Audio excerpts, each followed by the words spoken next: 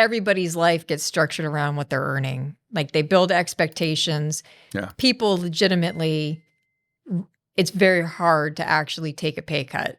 They sometimes will do it temporarily to help an organization when it's like everybody's taking that haircut. I've heard of factories doing that, but it's got to be temporary. And even then, even in the studies that have happened in factories where everybody's gotten a little bit of a pay cut temporarily, the theft went up. Yeah, sure. The behaviors, absenteeism, the absenteeism, tardiness, all of it went up because they're balancing the scales. Yeah.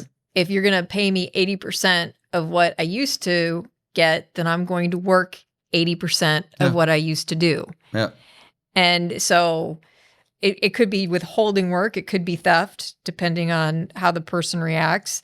I mean, the issue of fairness, which that's what's at the root of being demoted, is virtually impossible for somebody to feel like they were being treated fairly. And then economically, probably unlikely that they're going to be able to take a pay cut and make it for the long term. And they've got all this weirdness around them because it's like a public failure. Yeah, definitely. And everybody knows that you failed, or you feel like everybody knows that you failed. And it's a horrible environment to be in psychologically. So you have somebody who probably a little bit angry because of fairness, but also like their whole mental state is being chewed up, thinking about what everybody else is thinking about them, and they're not getting work done. And so it's just, when it's driven by leadership, demotions don't work out. You have to make a decision about why you're actually doing the demotion or want to do the demotion. Do you just need this person to move out of a critical position so you can get somebody in there who has the skills that you need? You know, have they been with you long enough and proven themselves historically where you feel like you're willing to do, it's almost a form of tenure that you're doing. And by the way, like universities get banged up all the time for this tenure idea, but we see it all the time in all these organizations. That and literally thank will God, not fire people. Because, you know, these people who get sick at work and have to have work in order to have insurance, and these companies that go, okay, you're still working. It happens. Wink, wink. Yeah. And keep them on the books. Like they're saving, they're saving them. And like we see that all the time. See it all the time. So this idea that tenure doesn't exist in organizations outside of academia is just not true. And employees watch what you're doing, and to the extent that they understand why you're doing it, it's saying something about how the organization cares for its people. Now, we see also organizations screw this up all the time, where it's not clear why they're doing it for somebody and somebody doesn't seem to be doing work, and then that kicks off a bunch of fairness issues for everybody around them. But if you can work with the person so everybody understands what the organization is doing, and some organizations have a good policy where it's like pooling time off, or that you can contribute. Like there are ways that organizations can make donate it some of your sick time. Right. Hundreds of ways. So that way everybody is sort of supporting the person, and everybody knows why they're supporting the person going through this. But, you know, so then you don't get the fairness issues. So there are ways to do it, but like we see this all the time. And so if you are looking at somebody and you're thinking about demoting them, and you're demoting them because you're trying to keep them on to take care of them, you're better off finding a way that doesn't shame them in the process. Yeah. Yeah, I think we almost never say never. But this is one where I think we can say in 20 years of doing this work, we've never recommended a demotion that a leader was driving. Now, the other side of that is it does happen every once in a while. That people need to take a step back. Yeah. Sometimes somebody gets a promotion, and I mean, I think these people are incredibly brave, actually. They get a promotion and then they're like, I can't do this. Yeah, we've seen that a couple of times. And they'll come and I need to go back. Yeah. like that flies in the face of everything we ever think about in terms of organizations and wanting to rise up the ranks. Yeah. I don't know. I really appreciate that. Yeah. I mean, I've had two people in my life who basically I promoted and they were like, no, put me back. That sounds like a manager problem. It's two. I've been doing this since I was 12. Yeah, I was thinking of there's like we had there's a place we work, a woman got promoted to a fairly significant leadership position, and 2 weeks later her husband died of a heart attack, and she had 2 kids she needed to get through high school, and so she came to the CEO and said, I have to go back, I have to step down, but pick this person inside, this real young guy, he can take the job and I can help buffer a little bit, but I'm never gonna go back. And that's been probably 5 years, and it's worked out pretty well.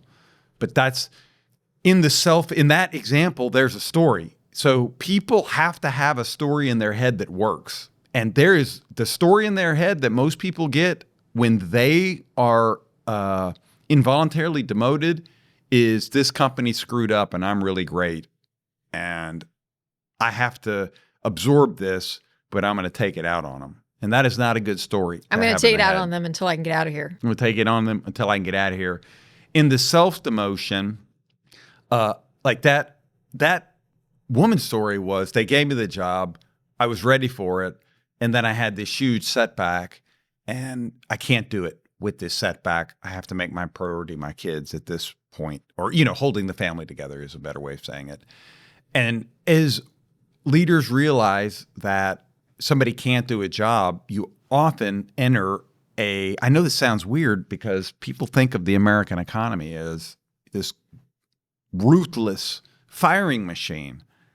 And that's not our experience. Well, that's because, in order for it to be a ruthless firing machine, you basically have to not care about anybody who works for you. And that means you're not caring about anybody who you spend 8+ hours a day with. Yeah. And that's fairly hard to do. I mean, there definitely are people you probably don't like. Yeah. We had a CEO we advise, and we've been advising for years, had a senior person on the team who couldn't do the job. And, there wasn't a lot of options for what he could do. And so we advised her, start talking to the guy, ask him what he wants to do. Talk to, how can we make this better? And she tried a bunch of experiments, and basically he, in their discussions, got to the point where he said, why don't you let me step back and then let this other person step up and take my job? And he did that for probably a year and a half, and it worked pretty well.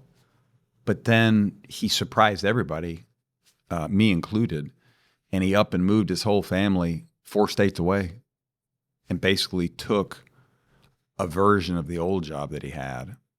And so it's this tricky balance of the story in our head. We want to be telling ourselves that we're good at our job. And as Cindi mentioned, this has been extremely well studied. People do not step back in salary, or it's very difficult for people to make less money.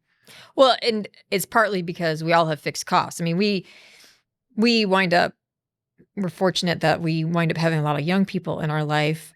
And one of the pieces of advice to them as they're figuring out what they want to do is get rich fast, suckers. That's not not our advice. Sorry. That's not quite it. All right. But it's that, get your education done before you increase your fixed costs. Because as soon as you have a bunch of fixed costs, it's very hard to then take the pay cut to go. So you become structurally locked in a position where you actually can't get the credentials that you want. Yeah. And the same thing happens to employees. I mean, the same thing happens to employees where you wind up getting locked in, and it winds up being where you can't take a pay cut, but it also to some degree, you have to watch it as an employee. You have to make sure that you're not locking yourself in to a particular organization because you've structured yourself this particular way. Yeah.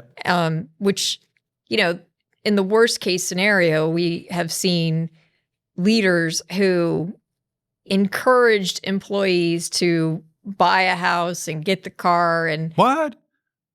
not our clients. This is through our relationships with other people. Oh, I know who you're talking about. And that is, I mean, that is a tactic to basically, like, they want you to stay. Yeah. And they're locking you in. Right, because we would, I mean, that person we was would smart. go That ballistic. person was like, Yeah. 'Cause we, that's jacked up. It is jacked up, but that does happen out there. And Yeah. so, like, you really have to be careful about your structure in terms of, like, your ability to maintain your freedom of movement. Yep. But in a weird way, when somebody is thinking about demoting you, like, they're ignoring the fact that you did build a structure around expectations of a certain job and a certain salary. And now you're stuck in this structure that you created based on promises. Right. I understand. Yeah. And so it's not like, that's a really hard thing to do to somebody.